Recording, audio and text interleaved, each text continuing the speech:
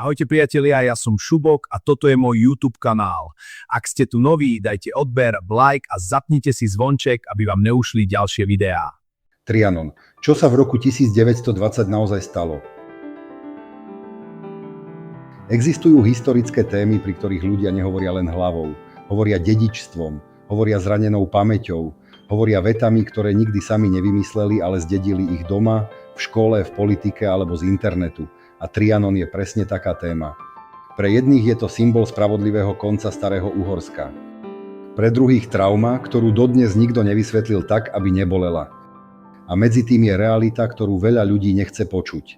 Trianon nebol ani čistá historická spravodlivosť, ani čisté diabolské sprisahanie proti Maďarom.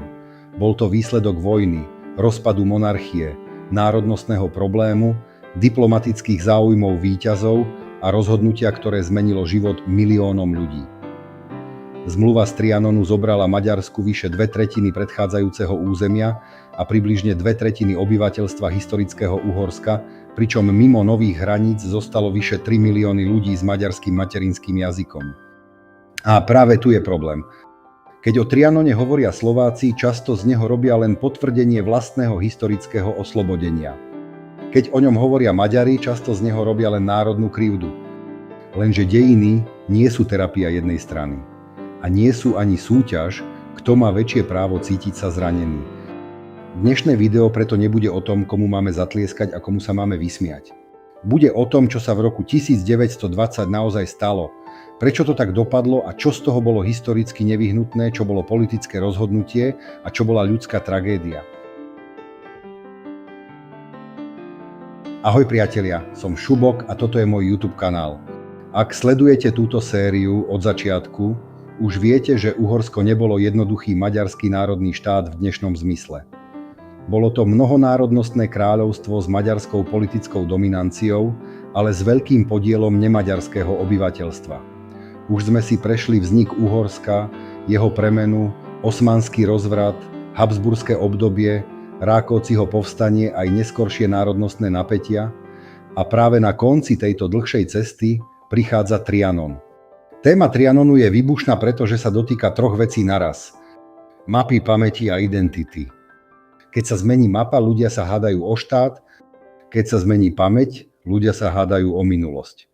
A keď sa zmení identita, ľudia sa hádajú o to, kto vlastne komu čo zas vzal. Dnes si preto položíme niekoľko úplne základných otázok. Čo vlastne bolo Uhorsko pred rokom 1920? Prečo sa po prvej svetovej vojne otvorila otázka jeho hraníc? Čo presne Trianonská zmluva urobila? A prečo je táto téma dodnes živá tak, ako by išlo o včerajšiu udalosť? Prvá kapitola. Uhorsko pred Trianonom nebolo jednoduchý národný štát. Ak chceme pochopiť Trianon, musíme sa najprv zbaviť jednej hlúpej skratky. Uhorsko pred rokom 1920 nebolo etnicky jednoliatá maďarská krajina, ktorú len niekto neprávom rozrezal, ale zároveň nebolo ani nejaká bezfarebná neutrálna zóna, v ktorej maďarský prvok nič neznamenal. Pravda je zložitejšia. Historické Uhorsko bolo veľké kráľovstvo s maďarským politickým jadrom, ale s veľmi výrazným podielom Slovákov, Rumunov, Chorvátov, Srbov, Rusínov, Nemcov a ďalších skupín. A práve preto je dôležité rozlišovať medzi štátom, vládnucou elitou, jazykom administratívy a etnickou realitou obyvateľstva. Britannica pri období tesne pred Trianonom uvádza, že mimo nových hraníc Maďarska zostalo asi 3,2 milióna maďarsky hovoriacich ľudí, čo samo ukazuje, aká zložitá bola jazyková mapa celého priestoru. A teraz pozor na jednu dôležitú vec. Keď sa cituje sčítanie z roku 1910, často sa uvádza, že maďarsky hovoriaci tvorili v Uhorsku väčšinu. Lenže toto sčítanie sa pýtalo na materinský jazyk, nie na národnosť v dnešnom zmysle, a historici opakovane upozorňujú, že jeho výsledky treba čítať opatrne. Jazyk nebol to isté ako identita, bilingvizmus bol bežný, mestá boli jazykovo iné než vidiek a sociálny vzostup bol často spojený s maďarčinou. Čiže prvá vec, ktorú si musíme ustrážiť, je táto. Staré Uhorsko nebolo etnicky jednoduché. A ak to niekto zjednoduší, pokazí si celú debatu ešte predtým, než sa vôbec dostane do Paríža. Prečo sa vôbec otvorila otázka hraníc? Mnoho ľudí dnes o Trianone hovorí tak, ako by prišiel z ničoho nič. Ako by niekde v Paríži len sedeli ľudia, ktorí sa jedného dňa rozhodli zničiť Maďarsko. Takto dejiny nefungujú. Trianon bol výsledok prvej svetovej vojny a rozpadu Rakúsko-Uhorska. Keď sa v novembri 1918 vojna skončila, zanikali staré ríše a vznikali nové štáty. A zrazu sa otvorila otázka, kde budú hranice? Ktoré historické krajiny zostanú pohromade, ktoré národy budú mať vlastný štát a ktoré menšiny sa ocitnú vo vnútri iných štátov. Víťazné mocnosti pri mierových rokovaniach pracovali s kombináciou viacerých princípov. Na jednej strane tu bol Wilsonov princíp národného sebaurčenia, na druhej strane vojenská realita, diplomatický tlak nástupnických štátov a strategické záujmy Francúzska, Británie a spojencov. Britannica uvádza, že Trianonská zmluva bola formovaná práve touto kombináciou politických a strategických faktorov. A tu si treba všimnúť niečo veľmi dôležité. Princíp sebaurčenia sa v praxi nepoužil čisto. Nikde v strednej Európe sa nedali nakresliť hranice tak, aby dokonale zodpovedali etnickej realite. Región bol priveľmi premiešaný. Národnostné hranice, historické hranice, hospodárske väzby a strategické záujmy sa navzájom bili. A výsledok bol preto nevyhnutne kompromisný, tvrdý a pre časť obyvateľstva bolestivý. Čo Trianon presne urobil? Trianonská mierová zmluva bola podpísaná 4. júna roku 1920. Týmto dňom sa nové usporiadanie historického Uhorska stalo medzinárodne potvrdeným právnym faktom. Maďarsko prišlo o vyše 2/3 územia bývalého kráľovstva a asi o 2/3 jeho obyvateľstva. Zároveň sa mimo hraníc Nového Maďarska ocitlo približne 3,2 milióna ľudí s maďarským materinským jazykom. Slovensko a Podkarpatská Rus sa stali súčasťou Československa. Sedmohradsko a ďalšie územia pripadli Rumunsku. Južné časti pripadli kráľovstvu Srbov, Chorvátov a Slovincov. Burgenland pripadol Rakúsku. To je kostra výsledku. Keď to človek počuje takto v jednej vete, znie to skoro technicky. Ale technické to nebolo. Predstav si, že existuje štát, v ktorom vyrastáš, v ktorom máš úrad, školu, kariéru, jazyk a predstavu o tom, čo je normálne. A zrazu sa ten štát rozpadne. Niektorí ľudia sa fyzicky nikam nepohnú, ale nad ich domom sa zmení vlajka, zákon, školský systém, administratíva aj budúcnosť ich detí. A presne toto Trianon urobil. Prečo slovenská skúsenosť a maďarská skúsenosť nie sú rovnaké? Tu je jadro celej citlivosti. Rok 1918 a následne Trianon znamenali pre Slovákov a Maďarov dve veľmi odlišné historické skúsenosti. Pre Slovákov to bol zlom, v ktorom sa po dlhom období v Uhorsku otvoril priestor pre život v novom spoločnom štáte s Čechmi, mimo rámca maďarskej štátnej dominancie. Tento moment je preto v slovenskej historickej pamäti spojený s vystúpením z uhorského rámca a s novým politickým začiatkom. Pre maďarskú spoločnosť bol ten istý proces spojený s pocitom kolapsu historickej krajiny, ku ktorej sa vzťahovala. To nie sú dve vymyslené emócie. To sú dve reálne historické skúsenosti, ktoré vznikli z tej istej udalosti. A problém nastáva vtedy, keď jedna strana nevie uniesť existenciu tej druhej. Keď Slovák povie, pre nás to bol zrod novej epochy, nemá tým automaticky popierať maďarskú traumu. Keď Maďar povie, pre nás to bola trauma, nemá tým automaticky popierať slovenský historický zlom. Dejiny sú zložitejšie než psychologická potreba mať jediného víťaza pravdy.